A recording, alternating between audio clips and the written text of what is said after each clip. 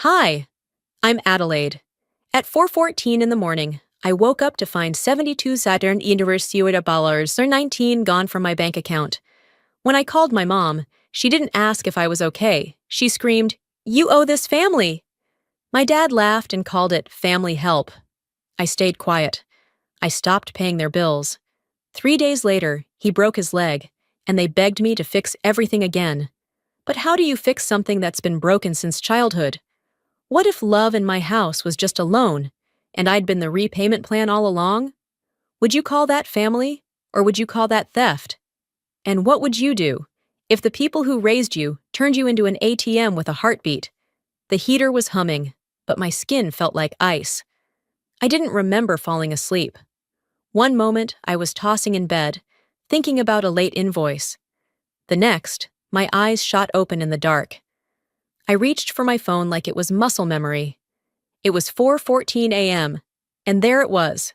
Bold, bright, unblinking. $72,242.19 is withdrawn from your account. I stared at the screen. Blinking didn't change it. Refreshing the app didn't change it. I ran the math again. My stomach tightened into a knot so fast I thought I'd be sick. This had to be fraud. Identity theft, maybe. A mistake at the bank? My breath came in short bursts. I rubbed my temple, already feeling the sting of an oncoming headache. Before panic could spiral, I hit call. Mom picked up by the second ring. I could hear the TV in the background, some late-night infomercial, the clinking of ice in a glass. She sounded almost annoyed to answer. "Adelaide?" she said, her voice dry. "It's 4 in the morning." I tried to keep my voice steady. "Something's wrong. My account, $72,000 is gone. Did something happen? Did you—" Before I could finish, her tone changed completely. Sharp. Defensive. "Oh, don't start. We didn't steal anything. You owe this family, Adelaide. We raised you, fed you, paid your tuition. Or did you forget who helped you get where you are?" My throat closed. "That's not what I'm saying. You act like you're above us now, like we're leeches. But when your mama needed surgery, who stepped in? Not Cyrus, not your father, you. And you know what? That's how it should be. That's what family does." "But you didn't tell me," I whispered, feeling dizzy. "You would have said no," she snapped. "Don't act like you're some victim here. You make more in a month than we made in 5 years. Her words hit harder than the number on the screen. It wasn't the money. It was how easily she threw away my trust. I didn't expect an apology, but I didn't expect that. I hung up. For a moment, I stood frozen in the middle of my room. My hands were shaking, but I wasn't cold anymore. My mind raced, not just to what I'd lost, but to what I'd given over the years. Quietly, without conditions. I walked slowly to the kitchen. The tile floor was cold beneath my feet. I moved on autopilot, filling the kettle, lighting the stove, pulling out a mug. Each sound felt amplified, the gas clicking to life, the water beginning to boil, the spoon tapping the rim of the ceramic cup. I sat at the table, tea in hand, the steam warming my face. I didn't drink it, I just stared. I remembered the time Mom called me crying because she couldn't qualify for a loan. I was 24, no savings. But I signed the form anyway, co-signer. "Just until we get back on our feet," she said. That was over a decade ago. I never even saw a repayment plan, just more requests, more guilt. Back then, I told myself that's what good daughters do. Now I wasn't so sure. A noise broke the silence, the gentle buzz of my phone still resting on the counter. I walked back over. My thumb hovered over the home button. I didn't call the bank, not yet. I opened my contacts and scrolled. Dad. I tapped the screen and held the phone to my ear. And that's when I heard my father's laughter before I even said a word. The moment his laugh hit my ear, something shifted in my chest. Not fear, not confusion. Something colder. It sounded like he was already mid-conversation, talking to someone in the room. I stayed quiet, waiting. "You're calling about the money? You're always so dramatic," he said, the amusement still lingering in his voice. There was background noise, TV blaring some sports show, the clink of a beer bottle on glass. He hadn't even stepped out of the room to take my call. I imagined him, sitting in his worn recliner, one sock off, legs spread like he owned the world, smirking at his own cleverness. "Dad, $72,000 just vanished from my account," I said slowly, trying to keep my voice level. "Please tell me that wasn't you." "Of course it was," he replied, without shame. "Your mom needed help. Cyrus's truck's been dead 2 months. We were behind on the house. Don't act surprised." I gripped the edge of the kitchen counter with my free hand. "Why didn't you ask me?" He let out a half scoff, half laugh. "Ask? Since when do parents need permission from their kid to survive?" I closed my eyes for a second, letting his words sink in. "It's not about permission," I said. "It's about respect. It's my money, my work." "Your work?" he said, and I could hear him shifting in his seat. "Don't get high and mighty. You wouldn't even be where you are without us. Who do you think paid for those fancy college applications? Your mom gave up her career so you could get yours." "Her career was part-time receptionist, Dad," I said, instantly regretting how it came out. Not because it wasn't true, because I knew how it would land. And right on cue, he barked, "There it is. The ungrateful little princess finally speaks." There was a click, a mousepad, a keyboard tapping. Then his voice again, smug this time. "Funny thing," he said. "I'm looking at your old spreadsheet. You remember the one you made me? With all the bills and login stuff?" My stomach dropped. "I still use this MacBook, by the way. Great gift," he added, and I could practically hear his smirk. That laptop had been a birthday present. 2 years ago, top of the line, paid in full. I'd saved up for months to surprise him. And now he was using it to scroll through my finances, my systems, my passwords, the budget I'd taught him how to read. "You gave me the tools," he said, as if reading my silence. "Why are you so shocked I used them?" I didn't respond. Not because I couldn't, but because there was nothing left to say. He wasn't sorry. He wasn't even pretending to be sorry. I hung up. I stood in the kitchen for a long time, the mug of tea still untouched on the counter. I wasn't shaking anymore. My body had gone still, like every muscle was conserving energy. Not for flight, but for something slower, something exact. I walked back to my desk, turned on my own laptop. It lit up with that familiar blue screen, and I stared at it for a moment before opening my financial dashboard. I went line by line. Cell plan, 6 active lines. Mortgage, on a property I hadn't lived in since I was 19. Streaming services, 3, all signed in from Boise, not my address. Cyrus's student loan, set on auto-pay from my secondary account. Health insurance, 2 dependents, both aged over 60. It wasn't just money, it was the assumption of access. Like my worth in this family had been absorbed and automated. I wasn't the daughter, I was the structure. I highlighted the whole list, mouse hovering, click. Edit settings, click. Billing preferences, click. I didn't yell, I just started clicking cancel. I sat back in my chair, the cursor still blinking on the cancellation screen. My fingers lingered for a while, hovering over the last dependent name. I didn't hit confirm, not yet.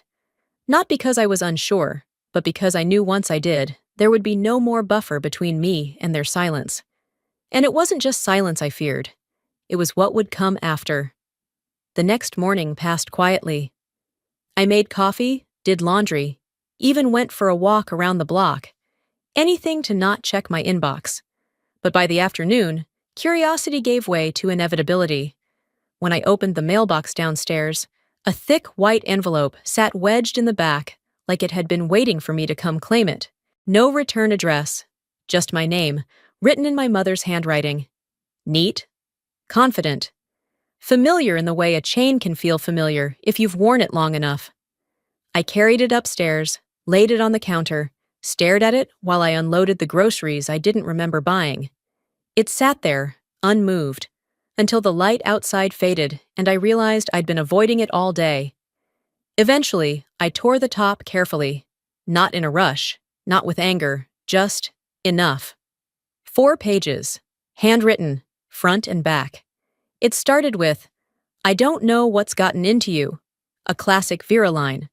That's how every disagreement began, by erasing the premise that I might have a valid reason. Then came the usual refrain. "We fed you, we sacrificed, we didn't ask for thanks. But this," she wrote, "feels like a betrayal." The letter unfolded like a checklist of everything she had ever done that resembled parenting, each moment reframed as a debt I had forgotten to pay. The piano lessons I asked to quit after 6 months? That was a wasted investment. The $300 prom dress I saved up for myself? Bought with our water bill unpaid? Don't let money blind you to what matters most. Blood. I read that line twice, once as her daughter, once as the woman I had become. There wasn't a single apology, not a line acknowledging how they took from me without asking. Just a narrative designed to pull me back in by guilt-wrapping memory in selective truth. I folded the pages and set them down like they might shatter if I handled them wrong. A sudden draft pulled my attention to the window. Outside, it was quiet. A few porch lights across the street flicked on, one by one. A neighbor's screen door banged shut, then silence. I pulled my cardigan tighter. That letter shouldn't have surprised me, but it did. Not because of what she said, but because of what she left out. No mention of the money, no explanation, no justification, just entitlement, just framing, just a revision of history that made me the villain for finally saying enough. I sat down again, this time with a glass of water. The tea had gone cold hours ago. And in that quiet, another memory surfaced, one I hadn't visited in years. I was 16. It was late November. Cold. Our power had been shut off after weeks of, "Not now," and, "We'll call tomorrow." I remember Mom sitting at the kitchen table, with the past due notice in one hand and her forehead in the other. Cyrus had borrowed the car and wasn't answering his phone. I had just gotten my first job, part-time, sweeping up hair at a salon after school. My first paycheck had been $62 and change. That afternoon, I walked into the utility office and paid it. Not all of it, but enough to turn the lights back on. That night, Mom cried. She hugged me and said, "You're my strong girl. You always have been." I used to think that was love. Now I see it for what it was. A handoff, a quiet assignment. Strong girl was just a more palatable way of saying, "You're in charge now." I got up, walked over to the drawer, and slid the letter inside without reading it again. I didn't need to. It had done its job. I turned toward my desk and opened my laptop again.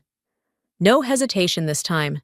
I clicked into the health insurance tab, hovered over the dependent section, and just like that, I clicked remove. Not out of spite, not to hurt them, just to stop hurting me. The screen flashed back to my dashboard. There was no dramatic music, no blinking red lights, just a quiet confirmation box that asked, "Are you sure?" Like it thought maybe I'd change my mind. I clicked yes. Then I closed the laptop. The room felt oddly still, like it was waiting to see if I'd undo what I'd just done. But nothing came rushing in to stop me. No calls, no apologies, no thunderclap of regret. Just silence. And it was the first time that silence didn't terrify me. The next morning, I woke up early without an alarm. Light seeped in through the blinds. It was still gray out, probably not even 7 a.m. I moved slowly, making my way to the kitchen, flicking on the light as I went. The house was cold but manageable, quiet, familiar in a different way now. I poured myself a cup of coffee, black, no sugar, and sat at the dining table. I opened my laptop again and signed in. A list of recurring payments stared back at me like a ledger of decisions I never fully consented to. Mortgage, cell phone plan, gas, Netflix, Hulu, Spotify. Some of these I didn't even remember setting up. Some I thought had already been canceled years ago. I went down the list, one item at a time, No rush. I read each label, each last date charged, like I was saying goodbye, not to the service, but to the lie attached to it. Cyrus's car payment. I covered it after his second DUI. He was supposed to pay me back once he got that marketing job. He never got the job, but he still drove the truck. I removed it. The family's Netflix account. Everyone had their own profile, even the grandkids. I'd been footing that bill since my last promotion. When I stopped watching, no one noticed. I canceled it. Lowell's old iPad had a subscription for the Wall Street Journal. I added that for him when he said he wanted to stay informed. He never once opened it, but it billed me every month. I shut it down.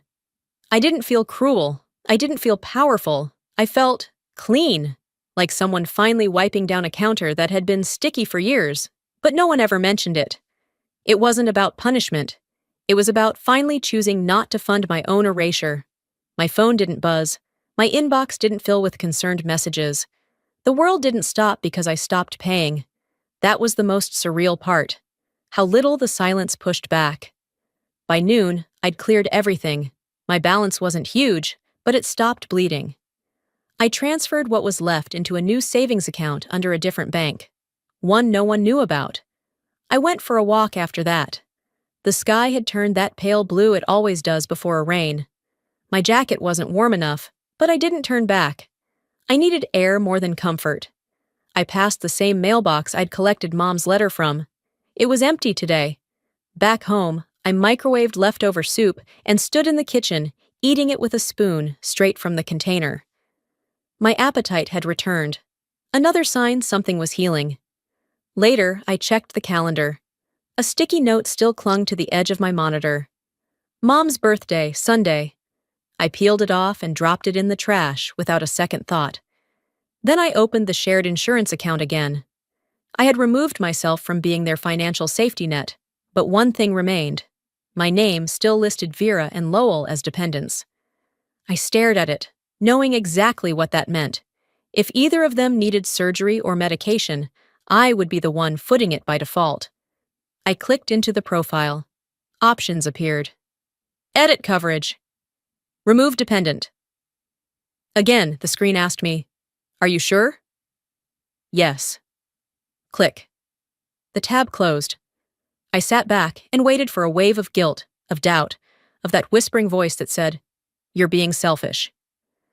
But all I felt was the quiet confidence that I had done the most honest thing I could. And 3 days later, just as I was finishing laundry and sipping a tea by the window, the phone rang. Mom's name lit up the screen. I stared at the screen, watching her name pulse for a moment, then disappear. The call rang out, but I didn't answer. Not because I was angry, not because I was punishing anyone, but because I already knew what was coming. A plea, not a conversation. A demand wrapped in a crisis. Instead of picking up, I waited. 2 minutes later, the voicemail alert appeared. I let it sit. I didn't open it right away. I walked to the kitchen, rinsed out my tea mug, dried it with a towel, folded it over the oven handle, fed the cat. Only then did I pick up the phone, thumb hovering over the message. I played it. Her voice was frantic, that breathless kind of panic she only summoned when it benefited her urgency. "Adelaide," she said, barely pausing. "Your father fell. It's bad. He broke his leg. We're at the ER. They won't operate unless we put something down. Insurance, cash, anything. They said we need someone listed. Please, we don't have anyone else. Please call back." I played it again. I sat down at the edge of my bed. Not crying. Not even blinking. How many times had I been the only one left? When Cyrus skipped court dates. When Vera needed help picking up her prescriptions but couldn't remember the pharmacy name. When Dad got pulled over and they needed someone sober to pick up the car. The answer had always been me. Until now. I set the phone down face first and stared at the wall. The silence was not uncomfortable. It was finally mine. By evening, the sun had dipped behind the trees, casting long blue-gray shadows through the blinds. I made dinner. Nothing fancy, just some leftover pasta, and sat at the small kitchen table, letting the quiet stretch. I didn't check the phone again until nearly 9. No new calls, just the voicemail still sitting there. I opened social media more out of routine than curiosity, but the second post on my feed made my stomach tighten. A cousin I barely spoke to had shared a photo from the hospital chapel. The caption read, "Praying hard for Uncle Lowell. Surgery tonight. Please send love." Surgery. So he'd already been admitted. They'd figured it out, found a way. I hadn't been updated. No text, no call, not even a group message. They had only needed me until they didn't. And somehow I felt lighter. I shut off the phone completely. Not airplane mode, power down. Then I stood and went to the window. Outside, it had started to drizzle. The kind of soft rain that didn't announce itself, but still left the pavement dark and clean. I sipped water and stood there for a long time, watching headlights move across the street and disappear again. When I finally turned in for the night, I slept better than I expected. Deep, still sleep. In the morning, while coffee brewed, I reached for my phone again. Powered it up. It buzzed with system updates, then notifications from missed messages. None from Mom. None from Cyrus. But I did notice something else. The family group chat had a new name. Where it used to say, Family Support, it now read, Emergency Coordination, Admin, Cyrus. My name was no longer in the list of members. I wasn't surprised. I wasn't hurt. I just stared at it for a moment, then pressed Leave Chat. The screen went blank. And that's when the wall began to take shape. After I left the group chat, I didn't feel a sense of closure. I didn't feel defiant, or relieved, or even sure I'd done the right thing. I just sat there, staring at the empty screen, watching the space where their names used to be. No pings, no arguments, no passive-aggressive comments. Just a bland, silent rectangle. Like a door closing softly behind me. Not slammed, not locked. Just closed. Quietly. That was the unsettling part. How nothing really happened after I left. Nothing except the quiet. The silence in the room settled in a way that felt unfamiliar. It wasn't oppressive. It didn't weigh me down the way tension usually does. It also wasn't light or freeing. It was something in between. Still. Balanced. A neutral quiet that felt less like an absence and more like a presence in itself. I got up slowly, wandered toward the window, placed my hand flat against the glass, and let the cold seep into my skin. The world outside looked so profoundly indifferent. A neighbor dragged a rake through fallen leaves with lazy motions. A kid zipped past on a scooter, hoodie half on, half off. Someone down the street unloaded groceries from a trunk. Normal life. Unbothered. Detached. Moving on. I walked to the kitchen and boiled water. Picked chamomile without thinking. I didn't even like it that much. Just associated it with calm, with something soothing, something soft. I sat at the table, holding the mug with both hands, not drinking yet. I opened my phone and started scrolling. Not reading, not absorbing. Just scrolling to scroll, like the movement alone might trick my brain into feeling occupied. That's when I saw it. Mom had posted again. Public, of course. She never used the private setting unless she wanted to send a recipe or a chain prayer. Everything else was performative. Open. Loud without shouting. Her post was simple. Just a few words. We do everything for our children, but some forget who loved them first. And under that, an old photo. Me, maybe 10 years old, frosting on my chin and a missing front tooth, beaming in that unself-conscious way kids do. Behind me stood Vera, her hands resting firmly on my shoulders like she was claiming me, like she owned the moment. I remember the cake, vaguely. I don't remember feeling particularly loved that day. Just surrounded. Watched. The comments rolled in like clockwork. You deserve better, Vera. Kids these days, no appreciation for sacrifice. She owes you everything. Nobody tagged me. They didn't need to. Everyone who mattered knew who it was about. That was my mother's talent. saying everything while pretending she hadn't said anything at all. The dig was always wrapped in just enough ambiguity to make you look petty if you responded. So I didn't. I didn't like the post. I didn't comment. I didn't message her to ask what it meant. I just sat there for a moment, phone still in hand, then stood up and walked to the office closet. I reached up to the top shelf and pulled down an old accordion file I hadn't touched in years. It was heavy with time. The edges frayed, tabs curling inward. Inside was the paper trail of my role in the family. Not as a daughter, not as a sister, but as a support system. Receipts, loan paperwork, statements, medical bills, tuition stubs, insurance summaries. All the things I'd quietly paid, covered, or handled while they claimed I was selfish or distant or too independent. For the next 4 hours, I printed. Not everything. I didn't need to prove the totality of it. Just enough to show the pattern. A single page for the electricity bill I covered in 2017 when their lights got shut off. A medical copay receipt from 2019 when Cyrus slipped on the ice and they didn't have urgent care coverage. Health insurance premium statements for Vera and her husband Lowell, 7 years' worth. The tuition payments I made for my nephew to attend community college. A credit card summary showing a balance I'd cleared not once, but 4 separate times. I built a timeline, 1 column for each year, taped neatly across the living room wall. Color-coded, yellow for health, blue for education, orange for utilities and debt. Each sheet of paper was a line in a quiet biography they never cared to read. 8 years. 8 years of stepping in, of saying nothing, of being the safety net while they painted me as selfish. It looked like a financial breakdown, but to me, it was a portrait. A story told through numbers, highlighted ink, and taped down proof. It wasn't revenge, it was record-keeping. A way of saying, this happened, when memory becomes a battleground.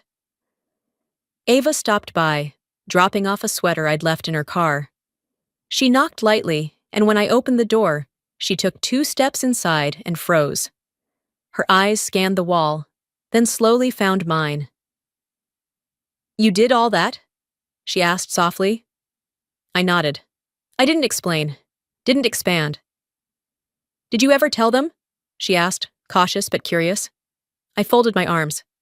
"They never asked," I said. "They just expected." She didn't argue, didn't try to offer comfort. She just stood there with me, taking it in, reading silently, seeing the version of me that I'd kept tucked beneath competence and composure. After a while, she hugged me, not for comfort, but solidarity. After she left, I took a photo, just one, wide enough to capture the full wall, the full scope of quiet labor they never acknowledged.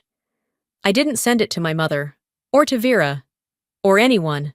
I emailed it to myself, gave it a subject line, proof for when I forget. That night, I lay in bed staring at the ceiling, not angry, not heartbroken, not even tired, just clear, like something had finally clicked into place. Not a snap, not a rupture, just alignment, truth meeting surface. There was a message to Vera I'd drafted weeks ago, started with, "I'm not trying to hurt you," and ended with, "I just need space." I opened it, read it twice, then hit delete. She didn't need to understand me. I finally did. Out of instinct, I opened the family chat app one last time, just to see.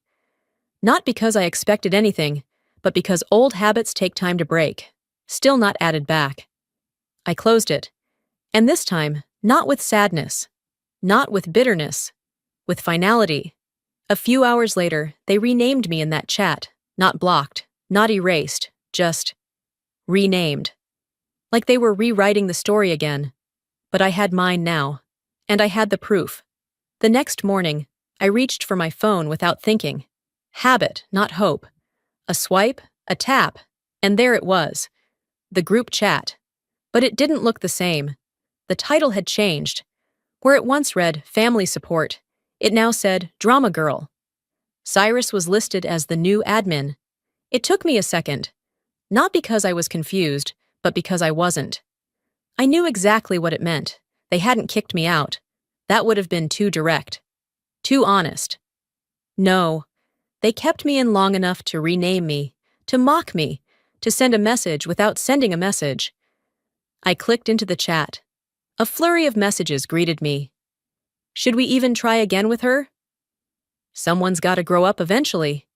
A photo of my wall of receipts, cropped, edited, reposted with laughing emojis. She thinks she's the IRS, one of them wrote. Another replied, more like the queen of overreaction. Screenshots of my old texts, pleas I'd sent months ago, ones I barely remembered, were now joke material. Apparently, I'd been rebranded.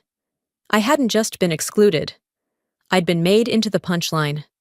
I didn't reply. I didn't send a single word. My thumb hit record. Quietly, I scrolled, capturing everything. Screen by screen, message by message. Then I tapped Leave Group. No confirmation needed. The air in my apartment felt heavy. Not like grief. Not even like rage. More like recognition. They hadn't betrayed me now. They'd been doing it in increments for years. This was just the first time they'd done it in writing. My phone buzzed again before I even set it down. It was my lawyer. I answered with a short, "Hey," already bracing for whatever came next. "You have a minute?" she asked, no small talk. "I got something weird in a cross-check. Your social security number was used in a recent policy update through Northwest Health." I froze. "I haven't signed anything in over a year," I said. "Nothing with them." "That's the thing," she continued. "A policy was updated last month, added a new dependent, someone named Mallory Jean Calhoun, 19, claims to be a second cousin." I closed my eyes. Mallory. I'd seen her name pop up at family gatherings, Cyrus's kid from that relationship he never really claimed. They called her Mally and joked about how she always needed a little help. Apparently, help now came in the form of my identity. "Was it approved?" I asked. "It was, through your old employer portal, still active." "And who requested it?" "Vera," she said. "Her name's on the digital trail." I let out a long breath, not surprised, just done. They hadn't just taken my money. They'd taken my name. Later that day, I didn't text anyone in the family. I didn't call. Instead, I drafted one message, short and cold. I sent it to Cyrus. "This isn't a family issue anymore. It's legal now." No response. I opened every social account, Instagram, Facebook, even LinkedIn. I blocked each of them, one by one. Mom, Cyrus, even Lowell. No drama, no rage, just closure. That evening, I poured a glass of wine, sat by the window again. The air had a crisp bite to it, like early fall had finally arrived. I opened a folder on my desktop. It had been titled Receipts. I renamed it Legal Backup. Inside, I dragged over the screen recordings, the insurance file, the chat logs. I saved a copy on the cloud. Then I added a final document, a blank text file titled Reminder. In it, I typed, "They didn't just erase your presence, they repurposed it." Then I hit save. No more drafts, no more explaining myself, just facts, just proof. I labeled the entire folder, Evidence, in case I forget the truth. The next morning came without drama. Just the hum of the refrigerator, the distant rumble of a garbage truck, the usual neighborhood routine waking up around me. I poured myself a cup of coffee, still in my robe, and opened the blinds. The sky was that dull gray of late fall. No storms, no sunshine, just static. I hadn't planned to open my laptop, but I did. My lawyer had forwarded a batch of documents overnight, a mix of insurance statements and archived financial files from a few years back. She flagged one page in particular, a loan application, dated 5 years ago. My name was listed as the co-signer. I stared at the signature at the bottom right corner. Neat, precise, and absolutely not mine. I zoomed in, staring at the way the D curled. I've never curled my D. I don't even write in cursive. Whoever did it tried to mimic my blocky penmanship, but they didn't get it right. Not close. Vera! I whispered, not in shock, but in confirmation. Back then, I had taken a 2-week trip for work. Out of town. I remembered calling to check in, and Mom had mentioned needing help with some paperwork.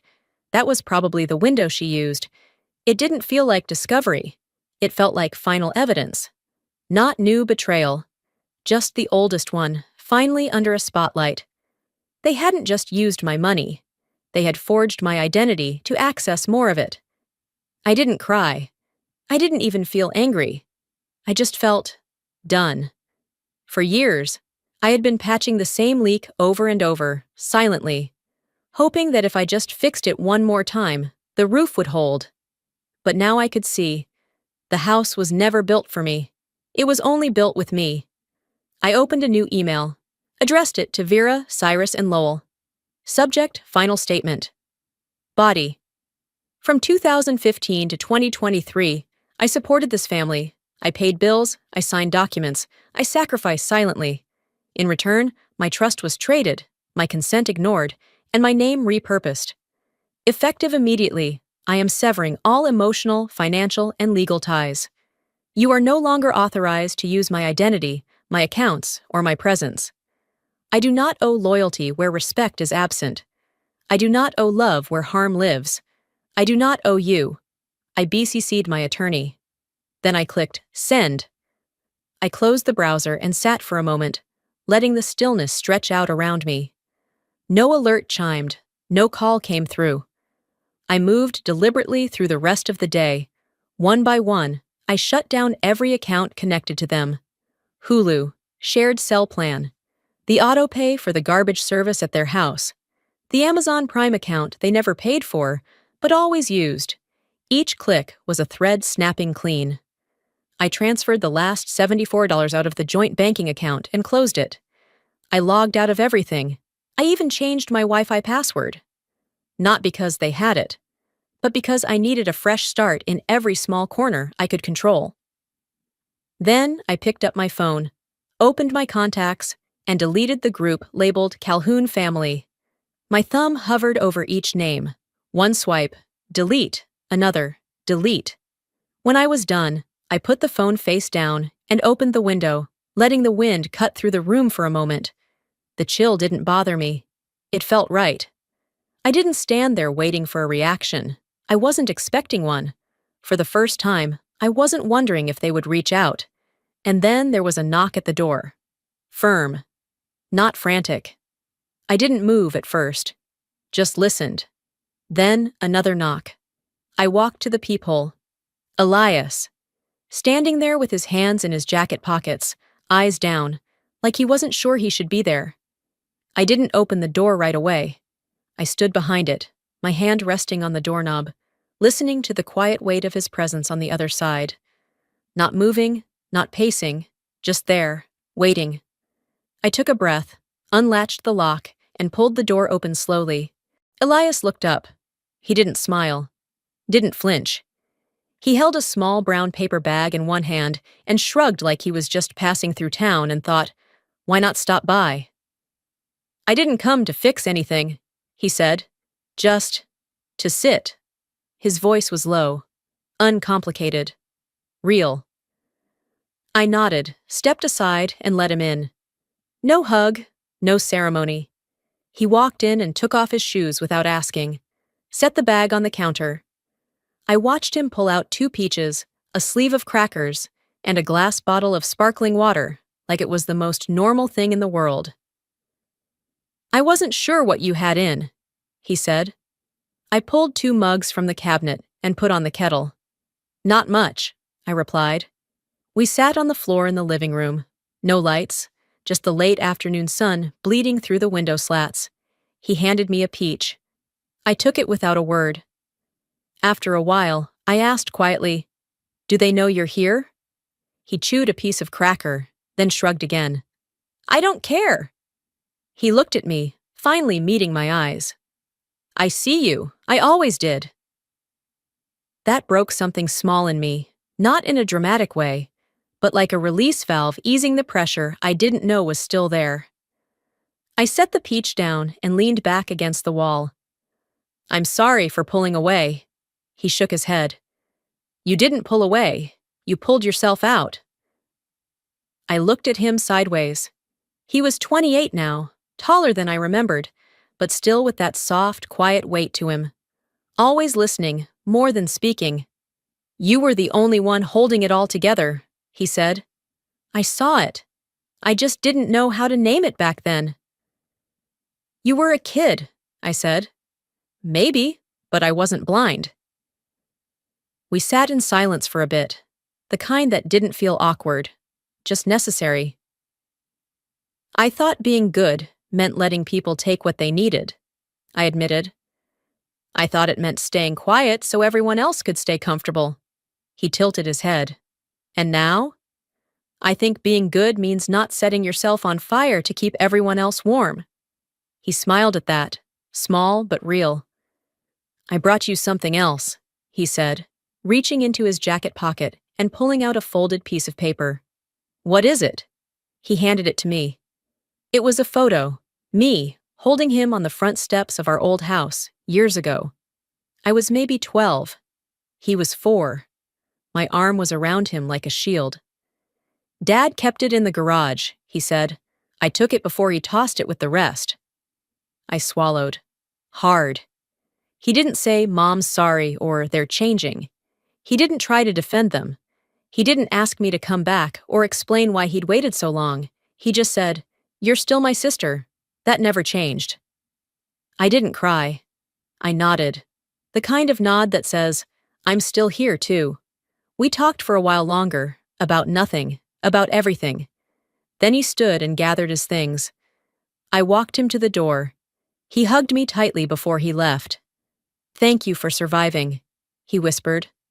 I stood there long after he walked down the hall, letting the quiet return. Then I closed the door. Not with fear, not with finality, but with choice.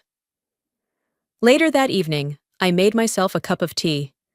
The steam fogged my glasses as I stood in front of the wall of receipts.